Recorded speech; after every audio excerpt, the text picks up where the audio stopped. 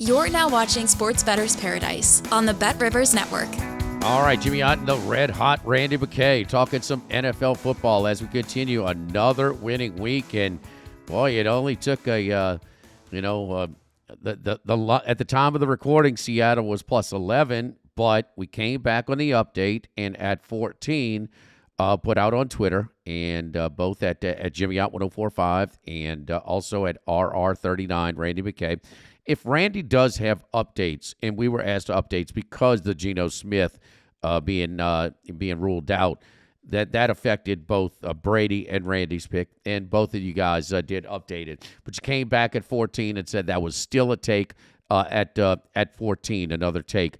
And so we had that one as well. We had Cleveland also as a late addition. So if there are late additions, I'm tweeting them out. I'm copying Randy. Max is retweeting it on the Sports Bettor's Paradise Twitter handle, X handle as well. So get that. Let's keep it going, buddy. New York Giants went outright. We had them plus 7. Went down to 5.5 at kickoff. Tampa Bay and Denver teaser plus 8.5. No problem. Heck, money line winner for both of them on that one, as about half of the NFL teams, the Dogs, won outright. Let's get to this week and Tennessee and Houston. Tennessee fresh off of their come from behind win in the Monday night game. Dolphins up 14. Go prevent. That allows Levis to get into a rhythm, and then, well, it's too late at that point, and they steal the game from Miami. This time they're back home now. Tennessee is 2.5 over the Houston Texans, who are banged up right now, Randy. Yeah, and that's one thing to consider too when you're betting these games early. Sometimes, information's going to go with you, and sometimes the information is going to go against you. And of course, that Geno Smith was against us. But then when the overinflation with the line going up to the key number of 14, even it's worth it to take a shot with a veteran quarterback coming in there. Now, if you got some guys like we're going to talk about today coming in there, you might not want to rebet that. But that's the way it goes. Sometimes you get the best of it too, like we had in Pittsburgh there, when Burrow couldn't play there against Cincinnati. So we get some good. Sometimes you get the good and sometimes you get the bad. But this Tennessee game here, get some life after the Monday night game. I had this game targeted before the Monday night game, and just kind of a bonus here to get Levis to work in this kind of situation where he's got to come back, makes a big comeback, plays a great game like that. You got Stroud in concussion protocol. It's pretty dicey whether he'll play or not. You're going to probably have Davis Mills in there, which would also benefit us.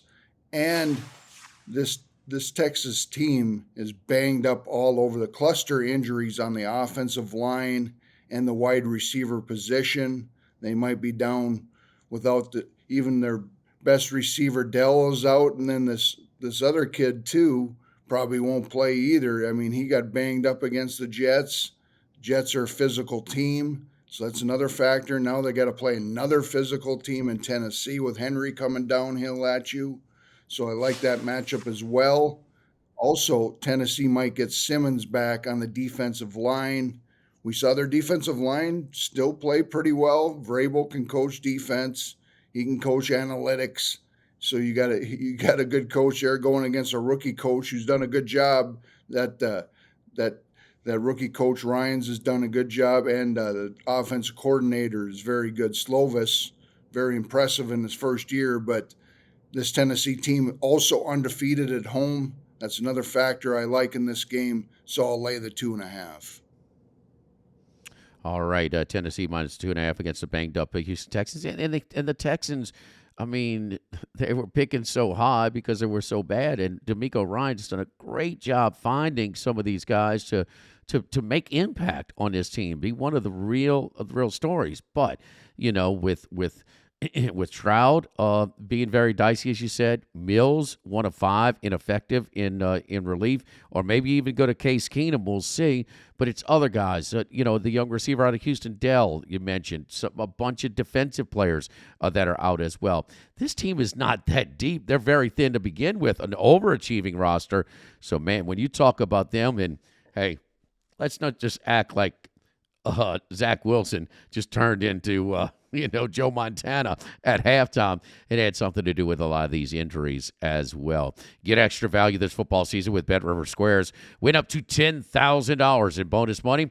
Bet $10 in same-game parlays on any game with the Squares icon to earn a square. That's brought to you by our friends over at BetRivers. All right, let's move on. Another short number here.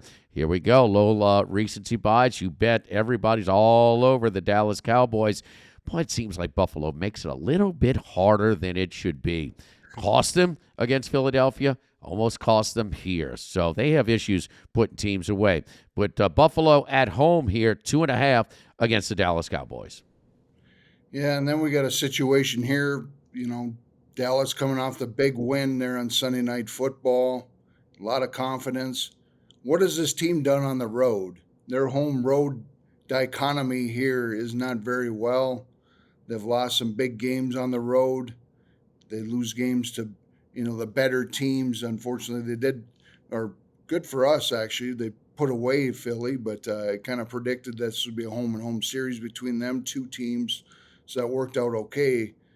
What kind of road team are we going to get? What kind of road situation are they going into in Buffalo in December? You got kind of like a dome, warm weather team in Dallas going up there to play, in the winds and cold. And I haven't looked at the weather report, but it's December. So the weather report probably isn't going to be very good in Buffalo. Josh Allen used to playing in the cold.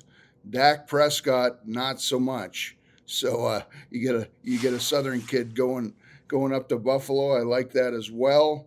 We saw a lot of confidence of this Buffalo team after getting this wins, after, their injuries in the early season made them a bet against.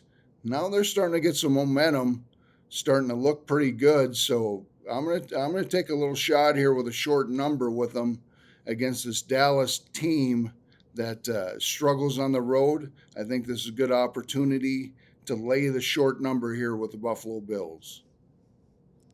Buffalo Bills are desperate right now. No question about it. They're playing good ball, and they have adjusted to some of their losses, especially on the defensive side as well, playing much better on that side of the ball. And how about Thursday night, the AFC West matchup?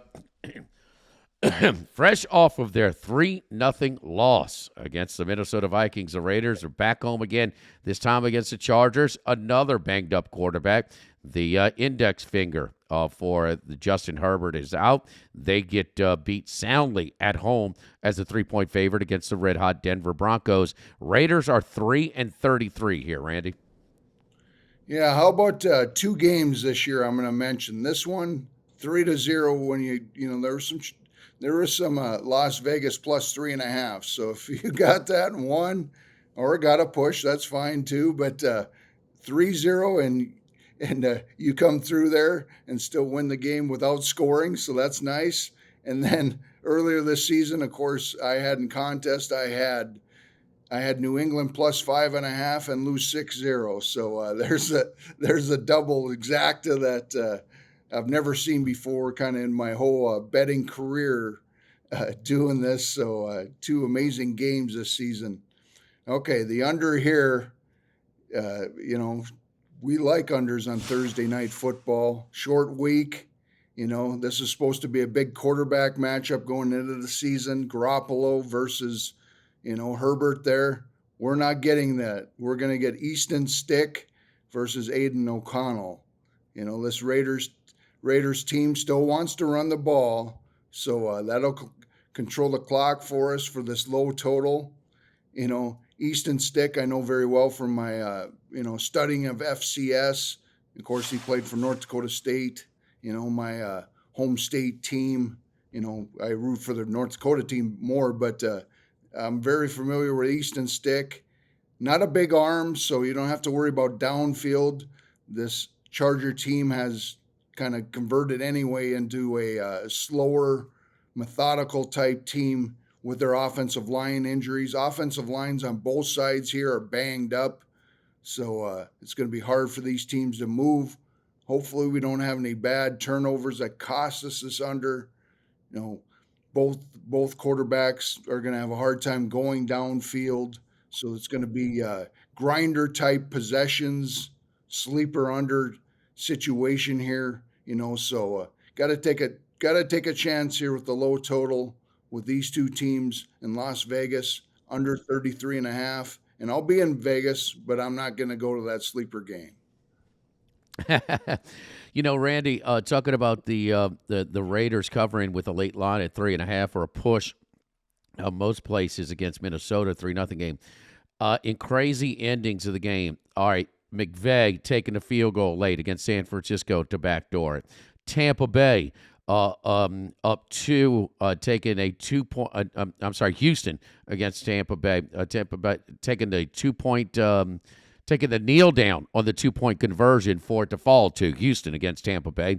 And then even Army-Navy, the last play of the game, I call for taking a safety with 3 seconds to go. I did not see the quick kick out of the field goal alignment for Minnesota. I was questioning, do you really want to miss here and give them a better field position? I was hoping they would punt it. I had the Raiders +3, but I didn't see the quick kick coming. Did you?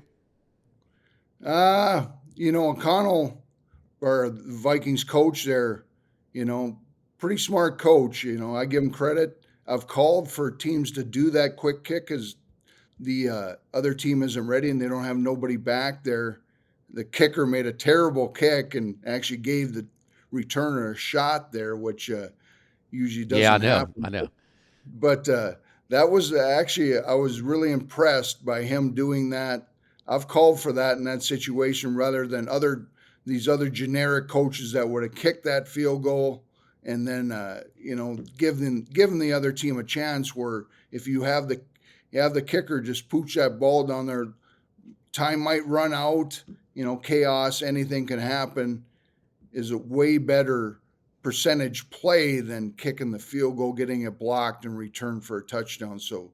Very impressive play. I agree. I didn't see it coming. I was sweating it pretty bad, and fortunately he did that. He did the right move. I think it was a percentage play as well. You advance the ball, you're keeping it going, and you're not risking giving the ball up where the attempt is missed. No question about that. All right, Randy. So again, we're at the top 3 bets. So let's keep it going. Again, if Randy has some late additions, we will. I'll be tweeting those out at Jimmy Ott 1045 and also at Randy's Twitter at RR39 and our Sports Bettors Paradise Twitter handle as well, X handle, if you will.